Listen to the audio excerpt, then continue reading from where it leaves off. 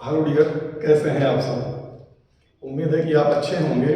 और हम लोगों ने पिछली जो क्लास की थी उसमें सरफेस टेंशन की कुछ सवाल सॉल्व किया था और वो सवाल आप लोग बाकी करेंगे। बताइएगा जो प्रॉब्लम होगी उसमें कि सवाल का एक वीडियो अलग से आपको हम अवेलेबल करा देंगे। आज का जो हमारा टॉपिक है वो टॉपिक आप देख के समझ गए होंगे कि द्रव्य का तापीय गुण, थर्मल प्रॉपर्टी ऑफ मैटर, हमें इसके बारे में समझना है। चलिए देखते हैं कि आखिर थर्मल प्रॉपर्टी ऑफ मैटर में हमें क्या समझना है। पहले हम बेसिक चीजों को समझते हैं, इस चैप्टर को फील करने का प्रयास करते हैं कि आखिर इस चैप्टर में क्या हमें पढ़ना है। आखिर क्या है थर्मल प्रॉपर्टी, तापीय गुण का मतलब क्या है और हमें जरूरत क्यों है इस चैप्टर की, हम पढ़ना क्यों चाहते हैं आखिर। तो सबसे पहला काम हम लोग एक बेसिक बात ये करते हैं कि जैसे मान लीजिए कोई वस्तु है जो गर्म है, धूप में रखी हुई है, एक बेंच है लोहे की बनी हुई है और अब गर्मी आ रही है, धूप में है। अगर आप उस पर जाएंगे और आप बैठेंगे तो आप गर्माहट का अनुभव करेंगे, गर्म लगेगी बेंच, है ना, उठ के भागेंगे आप। अगर धूप में है तो छत पे जाते होंगे बिना चप्पल के तो छत बहुत ज़्यादा गर्म लगती होगी, जून जुलाई वाली जो गर्मी होती है। और इसी प्रकार अगर हम आपको एक बर्फ का टुकड़ा खिला दें अभी तो आप कहेंगे नहीं नहीं ये बहुत ठंडा है।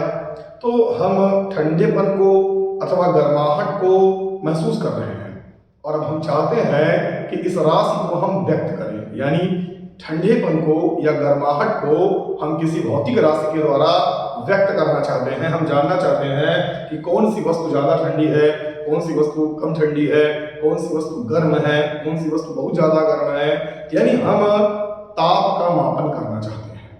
तो हमें यह समझना है ताप आखिर है क्या। ताप बेसिकली एक ऐसी भौतिक राशि है जिसके द्वारा हम किसी वस्तु के गर्माहट अथवा ठंडेपन की माप करते हैं। तो अगर आपसे बेसिकली पूछे कि व्हाट इज द टेम्परेचर, तापमान क्या है, तो उत्तर क्या होगा कि तापमान एक ऐसी भौतिक राशि है जिससे हम किसी वस्तु के ठंडेपन अथवा गर्माहट की माप करते हैं। अब आप अगर समझदार होंगे ना तो पहुंच करेंगे और फटाक से इसे लिख लेंगे। खैर इस चैप्टर में कुछ लिखने की जरूरत नहीं है ज़्यादा, पर आपको आना चाहिए, जो हम पढ़ा रहे हैं, जो बातें हम बता रहे हैं, आपको समझ होनी चाहिए कि इस चैप्टर का यूज क्या है। तो बेहतरीन चैप्टर है, देखेंगे धीरे धीरे अपने आप आपको बातें समझ में आएंगी। चलिए आगे बढ़ते हैं। दरअसल ऐसे सोचिए कि अगर हम क्या करें, जब गर्मी का समय आ जाए तो आप क्या करते हैं कि हमारा चली आई, पानी पिलाना होता है बारातियों को, तो क्या करते हैं लोग, पानी लेके आते हैं, बड़ा से टैंक में पानी लगा देते हैं और उसके बाद क्या करते हैं, बर्फ के टुकड़े लाते हैं और उन बर्फ के टुकड़ों को उसी में डाल देते हैं और डालने के बाद क्या करते हैं, बारातियों को पिला देते हैं। खैर आप तो हाईटेक जमाने के बच्चे हैं, आपके यहाँ तो जब बारात आती होगी तो हो सकता है बॉटल वाला बिस्लेरी वाला ठंडा पानी मिलता होगा, है ना। वो हम लोग के ज़माने की बात बता है, 90s की। एक बार तो हमारे साथ हादसा हो गया था नॉर्मल क्लास में, मैंने ये बात बताई होगी, मैं छोटा सा था, छोटू सा, और मैं चला गया एक बारात। और वहाँ क्या हुआ कि उस बारात में, मतलब पहले के ज़माने में, बहुत पहले, जब आप लोग छोटू रहे होंगे तो ये बात जानते होंगे, अपने पापा से पूछिएगा, पापा से पूछिएगा, बताएंगे। अब तो आप जाते हैं, आपको पानी पीने, बकायदा मिठाई और तो क्या दुनिया प्रकार के स्वागत समारोह होते हैं। पहले ये सब नहीं होता था। पहले बाबा के लिए एक मिठाई मिल जाती थी, वो जानते हैं किसकी, गरी की। गरी समझते हैं ना, नारियल की, है ना। उसकी एक मिठाई मिल जाया करती थी चीनी में बनी हुई, और नॉर्मली पिलाते थे लोग शरबत, ठीक है ना। और उसके बाद हम अपने बाबा जी के साथ में, छोटू से थे, चले गए, बारात दिवा के चले गए। जब वहाँ पे गए तो वहाँ बगल में कुआं था और उस कुएं से वो लोग पानी निकालते थे। तो मैं ये देख लिया था कि वो लोग कुएं से पानी निकाल रहे हैं, पर बाकी पूरी पिक्चर नहीं देख पाया। और मैं उनके साथ अपने बाबा जी के साथ चला गया और वहीं बगल वो लोग दूसरा ड्रम भी रखे रहे होंगे जिसमें वो शरबत घोल के रखे हुए थे, उसमें बर्फ डाले हुए थे। और उसके बाद फिर क्या हुआ कि वही शरबत पानी निकाल निकाल के और चलवा दिए वो लोग। तो जब हमारे पास भी क्लास में आया तो अपने बाबा जी से कह रहे हैं कि बाबा ये कुआं बढ़िया है। बोले काहे लिए यार, ये बढ़िया का है। हमने कहा इससे शरबत आ रहा है ठंडा ठंडा, ऐसे कुआं अपने यहाँ काहे लिए नहीं है। तो बचपना था, ठीक है ना। तो ओवरऑल मैं बता क्या रहा था कि जब हम बर्फ के टुकड़े को पानी में डाल देते हैं तो क्या होता है, वो ठंडा हो जाता है। पूरा का पूरा पानी, जो पानी नॉर्मल टेम्परेचर पे था, जिसका तापमान बहुत कम था, है ना, कि ज़्यादा था 40 डिग्री सेंटीग्रेड पे मान लीजिए था वो पानी, गर्मी का समय था, और हम बर्फ लेके आए हैं जो कि 0 पे रहा होगा। जब हमने बर्फ के टुकड़े को पानी में डाला तो हुआ क्या होगा, जो बर्फ है वो पिघलना चालू हुई होगी, गर्म होना चालू हुई होगी, यानी बर्फ ने पानी से उष्मा ली, ठीक है, जिसकी वजह से बर्फ का तापमान बढ़ने लगा। बढ़ने लगा और वो पिघल गई। लेकिन पानी ने बर्फ को उष्मा दी, जिससे पानी का तापमान गिरने लगा और पानी ठंडा हो गया। यानी यहाँ दो प्रक्रिया हुई, एक ने अपनी उष्मा दिया और दूसरे ने उष्मा लिया, और ये प्रक्रिया तब तक होती रही जब तक दोनों वस्तुओं का ताप आपस में क्या ना हो जाए, बराबर। यानी यहाँ एनर्जी का, इंटरनल एनर्जी का ट्रांसफर हो रहा है, और इस प्रक्रिया में कोई कार्य नहीं करना पड़ता, बस हमने दोनों को पकड़ा और मिला दिया, बस होने लगा। ठंडी के समय में कोई बंदा बाहर से ऐसे अंदर कमरे में बैठ के हाथ गरमाया रहता है, बाहर से कोई दोस्त उसका भागते आया, उसका हाथ पकड़ लिया ठंडा, कुछ देर तक पकड़े रहा, उसके बाद उसका हाथ गर्म हो गया। तो ऐसा कैसे हो जाता है, आप समझ ही रहे होंगे कैसे हो जाता है, क्योंकि यहाँ पर भी उष्मा का स्थानांतरण होता है। अधिक वाली उष्मा से कम उष्मा नहीं, अधिक तापमान की वस्तु से कम तापमान की वस्तु की ओर हमेशा उष्मा का स्थानांतरण होता है। एक बात दिमाग में अच्छे से रख लीजिएगा, अगर किसी वस्तु के पास ऊर्जा ज्यादा है तो आप ये नहीं कह सकते कि उससे कम ऊर्जा वाली वस्तु की ओर उस ऊर्जा का स्थानांतरण होगा, उष्मा का स्थानांतरण होगा। पर अगर एक वस्तु का तापमान ज्यादा है और दूसरे वस्तु का तापमान कम है, तो हमेशा ज्यादा तापमान से कम तापमान की वस्तु की ओर हमेशा उनकी एनर्जी का, ऊष्मा का ट्रांसफर होगा। तो ऊष्मा एक यांत्रिक ऊर्जा नहीं है।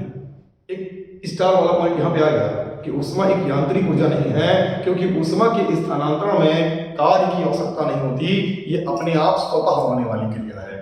तो हमने एक बेसिक बात यहाँ पर समझ लिया। तो हमें दो चीजें मिली, एक मिला टेम्परेचर और दूसरा मिला ऊष्मा। टेम्परेचर क्या था, ठंडेपन अथवा गर्माहट की माप को ही हम तापमान कहते थे। बात समझ आ रहा है ना। और भौतिक विज्ञान की वह शाखा जिसके अंतर्गत हम ठंडेपन अथवा गर्माहट की माप का अध्ययन करते हैं, उसे हम तापमिति कहते हैं। तो तापमिति क्या है आप समझ गए होंगे। और भौतिक विज्ञान की वह शाखा जिसमें हम ऊष्मा के बारे में अध्ययन करते हैं, उसे हम ऊष्मामिति अथवा कैलोरीमिति कहते हैं। तो इसका मतलब जो टेम्परेचर वाला चैप्टर है, द्रव्य का जो तापीय गुण है, इसे हम दो भागों में बांट सकते हैं। इसका एक भाग ऐसा होगा जो तापमिति कहलाएगा, और जो दूसरा भाग होगा वो कहलाएगा ऊष्मामिति। तो इस चैप्टर को हमने दो भागों में बांटा है, एक है तापमिति और दूसरा है ऊष्मामिति। ठीक है ना। तो तापमिति और ऊष्मामिति, इन दोनों में क्या क्या मामला है इसके बारे में समझते हैं। तापमिति में मैंने क्या बताया कि हम ताप के बारे में, ताप से संबंधित चीजों का अध्ययन करेंगे, और ऊष्मामिति में हम ऊष्मा से संबंधित चीजों का अध्ययन करेंगे। तो ये हमारा पार्ट 1 हो गया तापमिति, और ये ऊष्मामिति हो गया हमारा पार्ट 2। अब हम जाहिर सी बात है क्या पढ़ाएंगे, आपको तापमिति पढ़ाएंगे कि तापमिति आखिर क्या है। पार्ट 1 के बारे में समझेंगे। चलिए देखते हैं कि आखिर तापमिति क्या है ना। तापमिति के तहत यानी हमें ताप का मापन करना है। मिति माने मापन होता है, ताप माने हमने बताया ठंडेपन अथवा गर्माहट की माप। अब सबके पास और दुनिया में एक चुनौती ये आई कि हम कैसे किसी वस्तु का तापमान मापें। तो तापमान मापने का जो पहला मानक हमारे पास है वो ये है कि हम जिस पदार्थ की मदद से हम तापमान को मापेंगे, वो पदार्थ पूरी दुनिया में कहीं पर भी आसानी से उपलब्ध होना चाहिए। और आप सभी लोग जानते हैं कि दुनिया में सबसे आसानी से अगर कोई चीज उपलब्ध है तो दुनिया की सबसे कीमती चीज है, और वो क्या है पता है आपको? जल। जल दुनिया की सबसे कीमती चीज होने के बावजूद भी सोचिए खुले में फेंका हुआ है, क्योंकि वो अधिकता से उपलब्ध है। तो जिस चीज की उपलब्धता आसानी से हो जाती है ना, उसकी वैल्यू कम हो जाती है। तो अगर आप दुनिया के लिए आसानी से उपलब्ध हो जाएंगे ना, तो आपकी कोई वैल्यू नहीं रह जाएगी। इसलिए आसानी से आपको मिलना नहीं है। चलिए खैर हम टॉपिक पे आते हैं। तो हमने ये बताया कि तापमिति का मतलब क्या था। हमने कहा हमें ताप के मापन के लिए मुझे कुछ ऐसा चाहिए जो आसानी से मिले। तो हमने कहा कि वो जल है, जो आसानी से जहां इंसान होगा वहां जल पक्का पाया जाएगा। बिना जल के इंसान का काम चलने वाला नहीं है। हमने कहा नापना है ताप तो कुछ स्टैंडर्ड चाहिए, कुछ मानक चाहिए। तो जितने टेम्परेचर पे पानी यहाँ उबलेगा उतने पे अमेरिका में भी उबलेगा, जितने पे यहाँ जमेगा उतने पे अमेरिका में भी जमेगा, है ना। देश विदेश में जमेगा, जहां जमाएंगे वहां जमेगा। तो हमने क्या किया, तापमिति के लिए हमने दो पॉइंट लिया। पहली बात तो हमने जो मानक आइटम लिया वो क्या लिया, जल लिया, पानी लिया। और दूसरी बात हमने ये कहा कि हमने इसमें एक बिंदु लिया जिसका नाम हमने लिखा हिमांक बिंदु। हिमांक बिंदु या इसे हम कहते हैं गलनांक बिंदु। चाहे आप इसे हिमांक बिंदु बोल दीजिए और चाहे इसे गलनांक बिंदु बोल दीजिए। और ये बिंदु हमने मान लिया। और इसी प्रकार हमने एक दूसरा बिंदु लिया, उसे हमने बोला क्वथनांक बिंदु। क्वथनांक बिंदु उस जल में, जब वो जल उबलेगा तो उसे हम उसे क्वथनांक बिंदु बोलेंगे, और जब वो बर्फ जम जाएगा या जब पिघलने लगेगा तो उस पॉइंट को हम हिमांक बिंदु या गलनांक बिंदु बोलेंगे। इस पॉइंट को हम भाप बिंदु भी कह सकते हैं, ठीक, तो इसे हम भाप बिंदु भी कहते हैं। तो अब हमने ये बात मान ली, तो हमने क्या किया, इसको बनाने के लिए हमने क्या किया, एक ऐसा बिंदु लिया जिस पे वो उबलता है, उसे हमने हिमांक नाम दे दिया, और एक ऐसा था जिस पर वह उबलता है ना, क्वथन करता है, उसे हमने भाप बिंदु नाम दे दिया।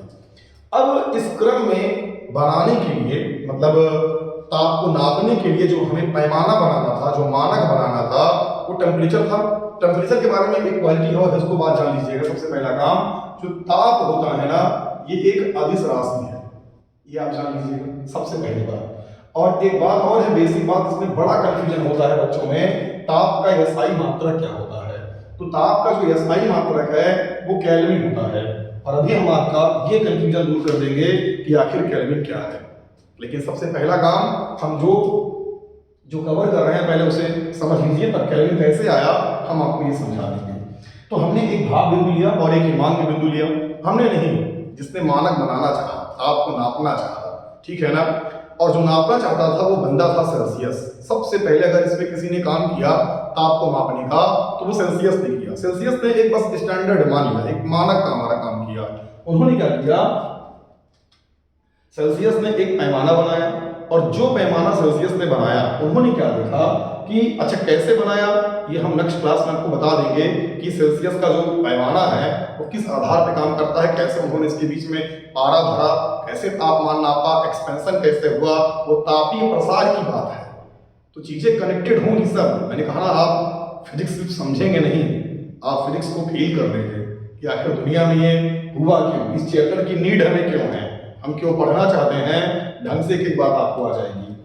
तो उन्होंने किया क्या, सबसे पहली बात, जैसे भी उन्होंने बनाया अपना पैमाना, उसको ले गए और पानी को, जब ठंडा था, बर्फ था जो, उसमें छुआ दिया। तो उसमें जो पारा भरे थे उसकी कोई ना कोई ऊंचाई नहीं होगी, और जो ऊंचाई थी उन्होंने उसको बोला कि इसे हम 0 दे देते हैं। जो निम्नतम बिंदु था, जो उसका गलनांक या हिमांक बिंदु था, उसको उन्होंने 0 डिग्री नाम दे दिया, ठीक। और जब पानी को उबाला और जब पारा जहां तक पहुंच गया उसका, या जो भी रहा होगा, जो भी उनका पैमाना रहा होगा, पानी को उबालने से जब उसको टच कराया, जिस पॉइंट पर पहुंचा उन्होंने उसको नाम दे दिया 100 डिग्री। तो इसका मतलब एक उन्होंने उच्चतम बिंदु लिया उबालने वाला, उसको 100 दे दिया, और एक जो निम्नतम बिंदु था उसको उन्होंने 0 दे दिया। तो सेल्सियस का जो पैमाना था उसका भाप बिंदु 100 है, और जो हिमांक बिंदु है वो उसका कौन सा है, वो 0 है। फिर सेल्सियस ने क्या किया, उन्होंने इसे, एक कहानी है सेल्सियस की, बाद में बताएंगे, वीडियो लंबा खींच जाएगा। और उसके बाद उन्होंने क्या किया, इस पूरे पैमाने को 100 भागों में उन्होंने बांट दिया, टोटली ऐसे, ठीक है ना, 100 भागों में बांट दिया। और उन्होंने बोला इसका जो ये एक भाग है हम उसे 1 डिग्री बोलेंगे। कैसे बांटा मैंने बताया ना, अलग से मैं इसको पढ़ाऊंगा, यू विल फील इट। तो इसको 1 डिग्री बोला, 2 डिग्री, 3 डिग्री, बराबर बराबर भागों में बांटा है। इस प्रकार उनका तैयार हो गया पैमाना। अब अगर वो जाते हैं किसी उबलते हुए पानी में या किसी वस्तु में, किसी हमारे आप शरीर से, बॉडी से किसी पे लगा के रख देंगे अपना पैमाना, तो पारा जिस पॉइंट तक चढ़ेगा वो एक खाने को हिल लेंगे और बोल देंगे इस वस्तु का तापमान इतना डिग्री सेंटीग्रेड है। उन्होंने अपना मात्रक डिग्री सेल्सियस या डिग्री सेंटीग्रेड रख दिया, ठीक है। इतना आपको समझ में आ गया होगा कि हमने यहाँ पर क्या बताया। फिर कुछ दिन बाद एक बंदा दूसरा था जिसका नाम था फारेनहाइट, बड़ा भावुक हो गया। उसने कहा अच्छा ऐसा भी हो सकता है दुनिया में। और फारेनहाइट ने क्या किया, फारेनहाइट ने बोला कि जैसे सेल्सियस ने जो उसका गलनांक वाला पॉइंट है, जो उसका हिमांक बिंदु है 0 लिया है, अगर मैं 32 ले लूं तो क्या दिक्कत। तो उन्होंने इसका हिमांक बिंदु 32 ले लिया और भाप बिंदु 212 ले लिया। उन्होंने कहा अच्छा सेल्सियस ने 100 भागों में बांटा था, कोई बात नहीं, हम इसको 180 भागों में बांट देते हैं। उन्होंने इसको 180 भागों में बांट दिया और बोला इसका जो एक भाग होगा उसे हम 1 डिग्री फारेनहाइट बनाएंगे। तो 1 डिग्री फारेनहाइट यहां से निकल कर आ गया।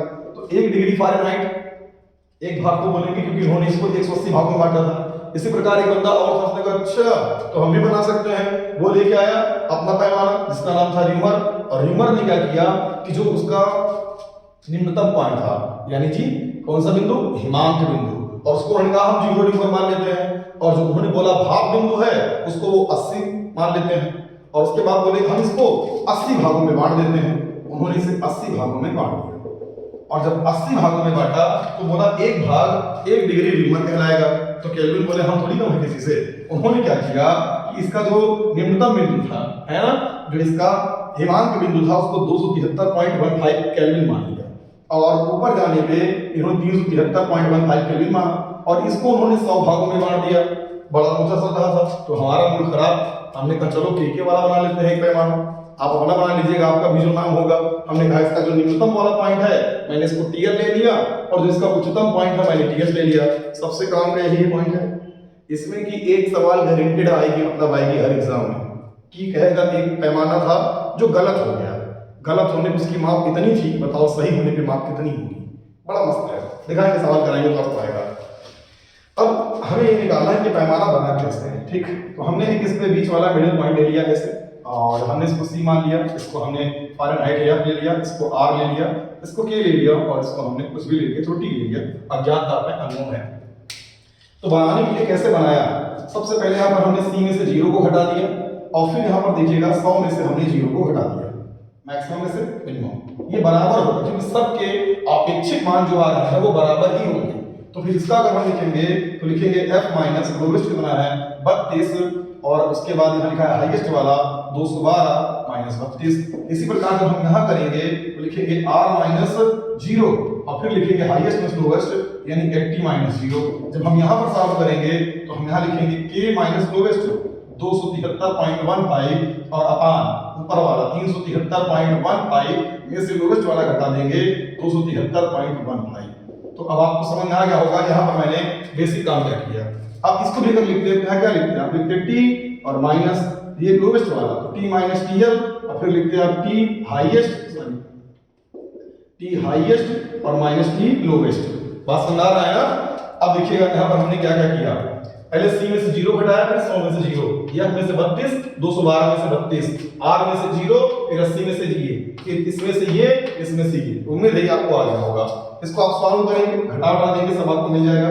ये मिला सी अपान 100, ये मिला एफ माइनस 32, और अपान यहाँ पर आपको मिलेगा 180, और यहाँ अगर आप घटाएंगे तो आर अपान 80, और यहाँ से के माइनस 273.15 अपान यहाँ पे 100 मिलेगा। सवाल उसको राउंड आउट करके किताबों में 273 लिख दिया है, आप लिख सकते हैं, एग्जैक्टली लिख सकते हैं, और वो सही भी है। अब आगे देखिएगा, वो तो अपना वाला है, हमेशा रहेगा साथ में। अब इसमें सम में कुछ कॉमन है, हमने 20 कॉमन ले लिया, तो सी अपान यहाँ पे 5 आएगा, 20 पंचे 100, और यहाँ से यह माइनस 32 अपान यहाँ से हो जाएगा 9, और यहाँ से हो जाएगा आर अपान 20 चौके 80, और यहाँ से के माइनस 273.15 और 20 पंचे 100, ठीक है। और बराबर यहाँ पर लिखा था टी माइनस टी एल और अपान टी एच, सॉरी बराबर टी एच और माइनस टी एल। आप इसे कर सकते हैं, कोई बात नहीं, कोई दिक्कत नहीं। हमें से इतना ये मान मिल गया। अब हम इसी की मदद से चीजों को सॉल्व कर लेंगे। बस एक छोटा सा पॉइंट है, मैं उसे बता देता हूँ जिससे कि आपको आ जाए, बाकी ज्यादा लंबा खींचना नहीं है वीडियो हमें, है ना। नेक्स्ट क्लास में इसके बारे में और एक्सप्लेन करेंगे, और अच्छे से वो भी और मस्त आपको आएगा। यहाँ जानना क्या था कि सेल्सियस का हो, चाहे फ़ारेनहाइट का हो, चाहे न्यूमर का हो, इन सब के पैमाने में डिग्री का इस्तेमाल हुआ है, और केल्विन के पैमाने में डिग्री का इस्तेमाल नहीं होता, ठीक। तो कभी आप ये नहीं देखेंगे कि 2 डिग्री केल्विन लिखा है, पर आप 2 डिग्री न्यूमर देख सकते हैं, 2 डिग्री सेंटीग्रेड आप देख सकते हैं, ठीक। और दूसरी बात आपको यहाँ ये समझनी है कि अगर 3 ऐसे करके लिखा है, इसे हम बोलेंगे 3 डिग्री सेंटीग्रेड लिखा है, पर अगर ऐसे लिख दिया जाए ये, तो इसका मतलब ये तापांतर लिखा है। अगर ये डिग्री इधर लिखी है तो ये ताप को बताता है, और इधर लिखा है तो ये तापांतर को बताता है, ठीक। और एक तीसरा पॉइंट ये भी समझ लीजिएगा, ठीक है। और वो तीसरा पॉइंट ये है कि जो केल्विन पैमाना होता है, इसके द्वारा जो नापे गए ताप होते हैं, उन ताप को हम बोलते हैं परम ताप। कौन सा ताप बोलते हैं?